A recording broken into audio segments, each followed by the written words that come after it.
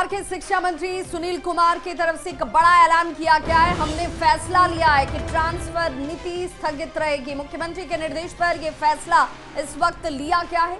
सारी सक्षमता परीक्षाएं जब पूरी हो जाएंगी तब ट्रांसफर पर कोई फैसला किया जाएगा। जो मौजूदा नीति है उसमें कहीं बदलाव अगर है तो वो सारे सक्षमता परीक्षा होने के बाद लिया जाएगा। उन्होंने साथ ही साथ ये भी कहा कि नए सिरे से ट्रांसफर पॉलिसी लाई जाएगी। तो आपको बताते चलेंगे, पटना हाईकोर्ट की तरफ से आज ही इसे लेकर 3 हफ्ते का स्टे लगाया गया, जिसके बाद अब बिहार सरकार की तरफ से शिक्षा मंत्री ने ये बड़ा बयान दे दिया है। पटना से इस खबर पर ज्यादा जानकारी के साथ न्यूज 18 संवाददाता संजय हमारे साथ जुड़ गए हैं। संजय, पटना हाईकोर्ट के एक तरीके से स्टे के बाद बिहार सरकार ने इस पर यह विचार किया है।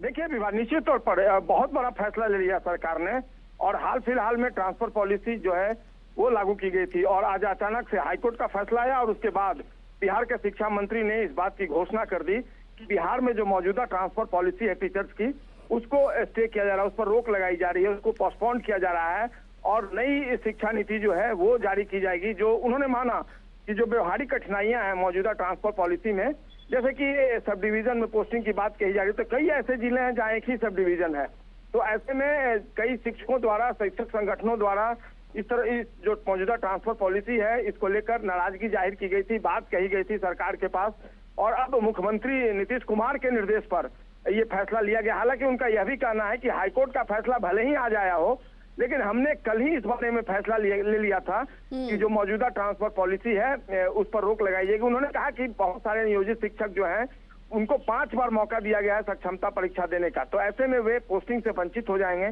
अगर पहले से पोस्टिंग कर दी जाएगी। तो जब यानी एक तरीके से संजय ये मानकर चले सीधे और आसान शब्दों में शिक्षकों के लिए कि भाई जो अभी जिस स्कूल में अपनी सेवा दे रहा है वो जस की तस स्थिति बनी रहेगी तब तक, जब तक सभी सक्षमताएं परीक्षा नहीं ले ली जाती हैं।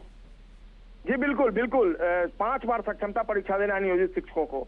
तो उन्होंने कहा कि जब सारी परीक्षाएं पूरी हो जाएंगी और जो मौजूदा व्यवहारिक जो समस्याएं आती हैं उस पर भी मंथन किया जाएगा, और सारी चीजों को ध्यान में रखते हुए न्यू ट्रांसफर पॉलिसी जो है बिहार में वो इम्प्लीमेंट किया जाएगा, ताकि शिक्षकों को, क्योंकि उनका ये कहना है कि जो ट्रांसफर पॉलिसी है उसका एकमात्र मकसद शिक्षकों को राहत पहुंचाना है, न कि उन्हें किसी तरह से परेशान करना है। इसलिए सरकार ने यह फैसला लिया है और मुख्यमंत्री का निर्देश मिला है, उसके आधार पर शिक्षा विभाग ने यह फैसला ले लिया है। और इस फैसले के बाद अब बिहार में जो मौजूदा ट्रांसफर पॉलिसी है वो आज से स्थगित कर दी गई है।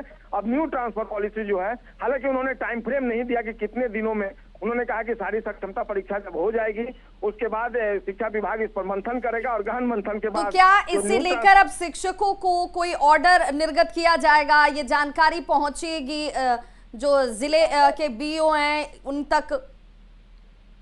देखिए जाहिर सी बात है, अभी तुरंत फैसला लिया है सरकार ने, तो ऐसे में आज ही आदेश जारी हो जाएगा स्थगित करने को लेकर, और सारी जो तमाम चीजें हैं उसको शिक्षा विभाग आसाम तक पत्र के माध्यम, आदेश के माध्यम से सभी डीओ को क्लियर कर देगा। बिल्कुल, तो तमाम दुविधाओं को सरकार की तरफ से भी अब खत्म कर दिया गया है, जिसमें शिक्षक भी इस दुविधा में थे कि आखिर होगा क्या।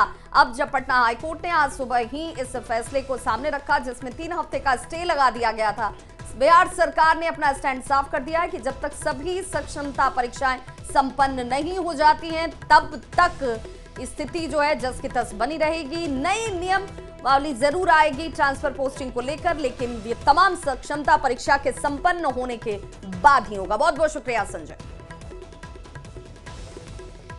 तो मौजूदा नीति में कहीं कोई बदलाव अगर होने की संभावना है तो वो भी सक्षमता परीक्षा के पूर्ण होने के बाद।